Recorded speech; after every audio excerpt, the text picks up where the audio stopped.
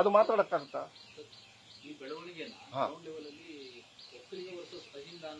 ಇಲ್ಲ ಇಲ್ಲ ಇಲ್ಲ ನೋಡಿ, ಒಂದ್ ನಿಮಿಷ ಇದೆಯಾ, ಇದನ್ನ ಅವರು ವೈಯಕ್ತಿಕವಾಗಿ ಬೆನಿಫಿಟ್ಗೆ ಮಾಡ್ತಾರೆ ಅವರು. ಆದ್ರೆ ನಮ್ಮ ಪಕ್ಷದೊಳಗೆ ನಾವು ಸಂವಿಧಾನವನ್ನ ಪ್ರತಿಪಾದಿಸಿ ಸಂವಿಧಾನವನ್ನ ನಂಬ್ಕೊಂಡು ಬಂದಿರೋರು. ಇದು ಯಾರೇ ವಿರುದ್ಧ ಯಾರೇ ಇಲ್ಲ. ಹಂಗಾದ್ರೆ OBC ಅವರು ಸಂಘಟನೆ ಮಾಡಬೇಡಿ ಅಂತ ನೀವು ಹೇಳ್ತೀರಾ? ಈಗ ನಾವು OBC ಪ್ರದೀಪ್ ಅವರು, ನಾನು ಒಬ್ಬ OBC ಅವನು. ಅವ್ನು ಮೊದಲ ನಾನು ಏನ್ ಮಾಡಬೇಕು ಅಂತ ಹೇಳಿ ಕಣ್ಣಲ್ಲಿ ನೀರು ಹಾಕಿದಾಗ ನಾನು ಫಸ್ಟ್ ಹೇಳಿದ್ದು, ಬಿಡಪ್ಪ ನೋಡಪ್ಪ, ಉತ್ತರ ನಮಗೆಲ್ಲರಿಗೂ ಹಿರಿಯರಿದ್ದಾರೆ, ಸಿದ್ದರಾಮಯ್ಯ ಸಾಹೇಬ್ರ ಹತ್ರ ಹೋಗೋಣ, ನಾಳೆ ನೀ ಫಸ್ಟ್ ಬಾ ನೀನು. ಇಲ್ಲ ನಾನು ಎಲ್ಲ ಔಟ್ ಆಫ್ ಸ್ಟೇಷನ್ ಹೋಗೋದಿದ್ದ, ನೀ ಕ್ಯಾನ್ಸಲ್ ಮಾಡು ಒಂದೇ ಫ್ಲೈಟ್ನ, ನೀ ಕ್ಯಾನ್ಸಲ್ ಮಾಡು, ಫಸ್ಟ್ ಅಲ್ಲಿ ಬರಬೇಕು ಅಂತ. ಬಂದ ತಕ್ಷಣ ಏನಾಯ್ತು, ಮೊನ್ನೆನೂ ಮಾತಾಡಿದ್ದಾರೆ, ಬಟ್ ಅವನಿಗೆ ದುಃಖ ತಡೆಯಕ್ಕಾಗ್ಲಿಲ್ಲ. ಅವನಿಗೆ ಸ್ಟಾರ್ಟಿಂಗ್ ಅಲ್ಲೇ ಫ್ಯಾಮಿಲಿ ಬಗ್ಗೆ ಮಾತಾಡ್ಕೊಂಡ್ಬಿಟ್ಟ.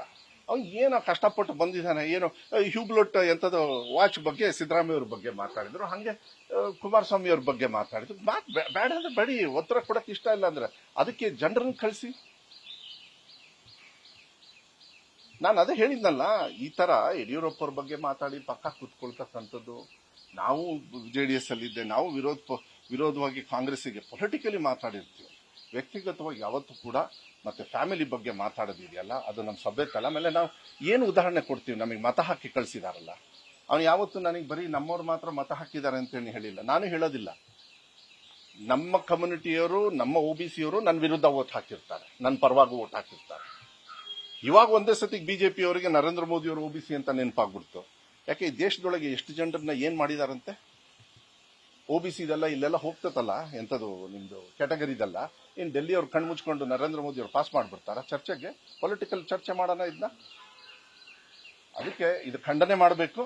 ನಾನು ಆಗ್ರಹ ಮಾಡ್ತೀನಿ ಮಾನ್ಯ ಮುಖ್ಯಮಂತ್ರಿಗಳಿಗೆ, ನಿನ್ನೆ ಅವರಾಗಿರ್ತಕ್ಕಂಥದ್ದು ಸಾಂವಿಧಾನಿಕವಾಗಿ ಪ್ರದೀಪ್ ಅವ್ರದ್ದು ತಪ್ಪಿದ್ರೆ ಅವ್ರ ಮೇಲೆ ಆಕ್ಷನ್ ತಗೊಳ್ಳಿ, ಅದನ್ನು ಒಪ್ಕೊಳ್ಳೋಣ. ಏನ್ ತಪ್ಪೇನಿಲ್ಲ, ನಮ್ಮ ಸಂವಿಧಾನದ ಅಡಿಗಿತ್ತಾನೆ ನಾವೆಲ್ಲ ಬರೋದು.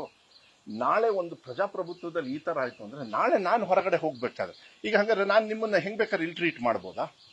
ಈಗ ಕರಿತೀವಿ 4 ಕಣ ಇದ್ರ ಬಗ್ಗೆ ಮಾತಾಡಿ, ನಾನು ಏನಂತೀನಿ, ನಂಗೆ ಇಷ್ಟ ಇದ್ರೆ ಮಾತಾಡ್ತೀನಿ, ಇಲ್ಲ ಅಂದ್ರೆ ಹೋಗ್ತೀನಿ. ಮಾತಾಡ್ಬೇಕಾದ್ರೆ ಏನ್ ಕೆಟ್ಟ ಕೊಳಕ ಏನಾರು ಮಾತಾಡ್ತಕ್ಕಂಥ ಸಭ್ಯತೆ ಆದ್ರೆ ನಾಳೆ ನೀವು ಬರಲ್ಲ ನಮ್ಮ ಮನೆಗೆ, ಇವನೇನಪ್ಪ ಮಾತಾಡಿದ್ರೆ ಈ ತರ ಮಾತಾಡ್ತಾನೆ ಅಂತ. ಆ ಹುಡುಗಂದು ಸ್ವಲ್ಪ ನೆನ್ಪು ಮಾಡ್ಕೊಳ್ಳಿ. ನಾನು ಯಾವ್ದೋ ಒಂದು ಬೇಡ, TV ಅವ್ರ ಹೆಸರು ಹೇಳೋದು ಬೇಡ, ಪ್ಯಾನಲ್ ಅಲ್ಲಿ ಯಾರ್ರೀ ಅವ್ರು ಮಾತಾಡೋದ ರೀತಿ, ಪ್ಯಾನಲ್ ಡಿಸ್ಕಷನ್ಸ್ ಅನ್ನು ಮಾಡಿ ಪ್ರದೀಪ್ ಅವ್ರನ್ನ ಆ ತರ ಹರಾಜು, ಅದೇ ಅವ್ರ ಪ್ರದೀಪ್ ಅವ್ರ ಸ್ಥಾನದಲ್ಲಿ ಇಟ್ಕೊಂಡು ಅವ್ರ ತಂದೆ ತಾಯಿಯವ್ರ ಬಗ್ಗೆ ಮಾತಾಡಿದಾಗ, ಅವ್ರ ಹೆತ್ತವ್ರ ಬಗ್ಗೆ ಮಾತಾಡಿದಾಗ ದುಃಖ ತಗೋಬಾರ್ದಾ? ಇದನ್ನ ಮಾನ್ಯ ಮಾಜಿ ಮುಖ್ಯಮಂತ್ರಿಗಳಾಗಿರ್ತಕ್ಕಂಥ ಕುಮಾರಸ್ವಾಮಿ ಅವ್ರಿಗೂ ನಾನು ಮನವಿಯನ್ನು ಮಾಡ್ತೀನಿ, ನಿಮ್ಮವ್ರಿಗೂ ಅಷ್ಟೇ. ಇದನ್ನು ಉದಾಹರಣೆಯಾಗಿ ತಗೊಳ್ಳಿ. ನೀವೆಲ್ಲ, ನಾನು ಕೂಡ ಅವ್ರ ಅಡಿಯಲ್ಲಿ ಕೆಲಸ ಮಾಡಿದ್ದೀನಿ, ಪ್ರಜಾಪ್ರಭುತ್ವವಾಗಿ ನಾನು ಹೊರಗಡೆ ಬಂದಿದ್ದೀನಿ, ಪ್ರಜಾಪ್ರಭುತ್ವದಲ್ಲಿ ತಿಳ್ಕೊಂಡಿದ್ದೀನಿ ನಾನು. ಯಡಿಯೂರಪ್ಪರೇ ತಗೊಳ್ಳಿ, ನೀವು ವಿಜೇಂದ್ರನ್ ತಗೊಳ್ಳಿ, ಇನ್ನೊಬ್ರನ್ನ ತಗೊಳ್ಳಿ, ಎಲ್ಲೋಗಿದ್ದಾರೆ ಇವರೆಲ್ಲ?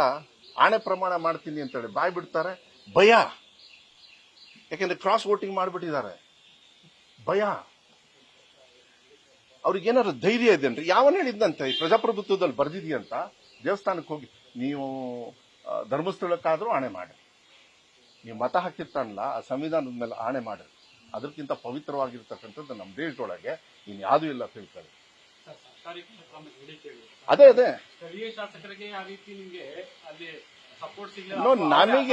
ನನಗೆ ಏನಂದ್ರೆ, ನಮ್ಮ ಸರ್ಕಾರ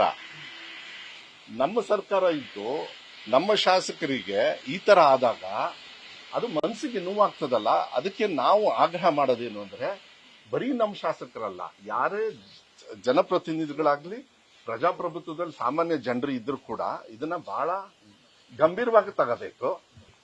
ಅದರಲ್ಲೂ ಅವನು ಸ್ವಲ್ಪ ಮನಸ್ಸಿಗೆ ಹಚ್ಕೊಂಡು ಹಿಂದುಳಿದವರು ಎಲ್ಲ ಅಂತ ಹೇಳ್ಬಿಟ್ರಲ್ಲ, ಇಲ್ಲಪ್ಪ ನಾವೆಲ್ಲ ಇದೀವಿ, ನಾವು ಹಿಂದುಳಿದವರಲ್ಲ, OBC. ಅಂದ್ರೆ ನಾನು ಇನ್ ಮನೆ ಕುತ್ಕೋಬೇಕಾಗಿತ್ತ?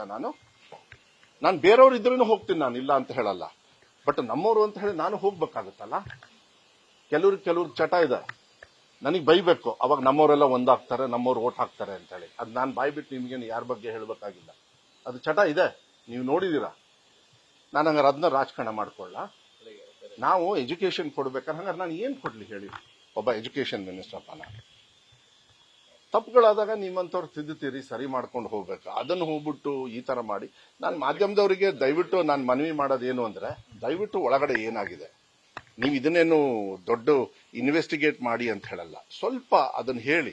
ಯಾಕೆಂದ್ರೆ ಅದು ಹೆಂಗಾಗ್ಬಿಡ್ತು ಅಂದ್ರೆ, ನಾವು ನೋಡಿದಾಗ ನಾನು ಯಾಕೆ ಅವ್ರಿಗೆ ಫೋನ್ ಮಾಡಿದೆ ಅಂದ್ರೆ, ಪ್ರದೀಪಿಗೆ ಯಾಕೆ ಈ ತರ ಮಾಡಿದ್ನಪ್ಪ ಹೊರಗಡೆ ಬಂದು ಅಂತ ಹೇಳಿ. ಅವಾಗ ಹೇಳ್ದ, ಅಣ್ಣ 2.25 ಗಂಟೆ ಒಳಗಡೆ ಕುತ್ಕೊಂಡಿದ್ದೀನಿ, ಸರ್ಕಾರಿ ಕಾರ್ಯಕ್ರಮ, ನಾನು ಚೇರ್ ಮೇಲೆ ಕುತ್ಕೊಂಡಿದ್ದೀನಿ, ಯಾರು ಏನು ಹೇಳ್ತಾ ಇಲ್ಲ.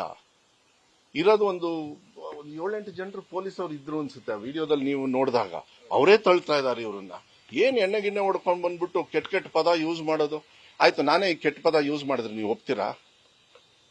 ಇದು ಪ್ರಜಾಪ್ರಭುತ್ವದಲ್ಲಿ ಖಂಡನೆ ಮಾಡಬೇಕು, ಯಾರೇ ಪಕ್ಷದವರಾಗ್ಲಿ. ಈ ರಾಜ್ಯವನ್ನು ಆಳಿರ್ತಕ್ಕಂಥ ಕುಮಾರಸ್ವಾಮಿ ಅವರು ಅಷ್ಟೇ, ಡಿ.ಕೆ. ಶಿವಕುಮಾರ್ ಸಾಹೇಬರು ಆಳ್ತಾ ಇದ್ದಾರೆ, ಸಿದ್ದರಾಮಯ್ಯ ಸಾಹೇಬರು ಆಳ್ತಾ ಇದ್ದಾರೆ, ಬೇಕಾದ ವೀರಪ್ಪ ಮೊಯ್ಲಿ ಸಾಹೇಬರು ಆಳಿದ್ದಾರೆ, ನಮ್ಮ ತಂದೆಯವರು ಆಳಿದ್ದಾರೆ. ಇವರೆಲ್ಲರೂ ಕೂಡ ಇದನ್ನು ಖಂಡನೆ ಮಾಡಬೇಕು. ಮತ್ತೆ ಈ ತರ ಘಟನೆಗಳು ಆಗದೇ ಇರತಕ್ಕಂಥ ರೀತಿಯಲ್ಲಿ ಸರ್ಕಾರಿ ಕಾರ್ಯಕ್ರಮ ಆಯ್ತು. ಸರ್ಕಾರಿ ಕಾರ್ಯಕ್ರಮ ಯಾವುದು? ಕೆಂಪೇಗೌಡ ಜಯಂತಿ. ಯಾರ ವಿರುದ್ಧ ಮಾಡ್ತಾ ಇದ್ದೀರಾ ನೀವು? ನಾಚಿಕೆ ಆಗಲ್ಲ ನಿಮಗೆ? ನಾನು ಅದಕ್ಕೆ ಅದನ್ನ ಚರ್ಚೆ ಮಾಡೋದಕ್ಕೆ ಹೋಗಿ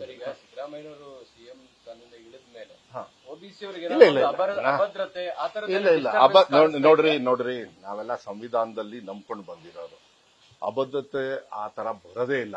ಯಾವುದೇ ಜಾತಿ ಸಮಾಜ ಆಗಲಿ ಆ ತರ ಆಗದೆ ಇರತಕ್ಕಂಥ ರೀತಿಯಲ್ಲಿ ನೋಡ್ಕೊಳ್ಳೋದು ನಂದು ಕೂಡ ಕರ್ತವ್ಯ ಆಗ್ತದೆ. ಅದಕ್ಕೆ ನಾನು ಯಾವತ್ತೂ ಕೂಡ ನಾನು ಧ್ವನಿ ಹಾಕ್ತೀನಿ. ಬಟ್ ಈ ಜಾತಿ ಒಳಗೆ, ಧರ್ಮದೊಳಗೆ, ವರ್ಗದೊಳಗೆ ನಾವು ತಂದಾಗ ಏನ್ ಮಾಡಬೇಕು ಅಂತ ನಾವು ಯೋಚನೆ ಮಾಡ್ಕೊಂಡು ಕೂತ್ಕೊಂಡ್ಬಿಟ್ರೆ ಕಷ್ಟ ಆಗ್ಬಿಡ್ತದೆ. ಈ ತರ ಆಗ್ಬಾರ್ದು ಅಂತ ಹೇಳಿ ನಾನು ನೋಡ್ತಾ ಇರೋದು. ಅಭದ್ರತೆ ಅಂತೂ ಇಲ್ಲ. ನಾನು ಹೇಳ್ತಾ ಇದ್ದೀನಿ, ಇದಕ್ಕೆಲ್ಲ ನಾವು ಕೇರ್ ಮಾಡೋದಿಲ್ಲ. ಅಭದ್ರತೆನೂ ಇಲ್ಲ, ಆ ತರ ಇಲ್ಲೇ ಇಲ್ಲ. ಪ್ರದೀಪ್ ಅವರು ಅದ್ರ ಬಗ್ಗೆ ತಲೆ ಕೆಡ್ಸ್ಕೊಳ್ಳೋದು ಬೇಡ. ಸಿದ್ದರಾಮಯ್ಯ ಸಾಹೇಬರು ಇದ್ದಾರೆ, ಅದೇ ತರ ಡಿ.ಕೆ. ಶಿವಕುಮಾರ್ ಸಾಹೇಬರು ಇರ್ತಾರೆ. ಅವರೆಲ್ಲ ಸಂವಿಧಾನವನ್ನ ನಂಬ್ಕೊಂಡು ಬಂದಿರೋರು. ನ್ಯೂಸ್ ಫಸ್ಟ್, ನಿರ್ಭೀತಿಯಿಂದ ನಿಮ್ಮ ಪರವಾಗಿ.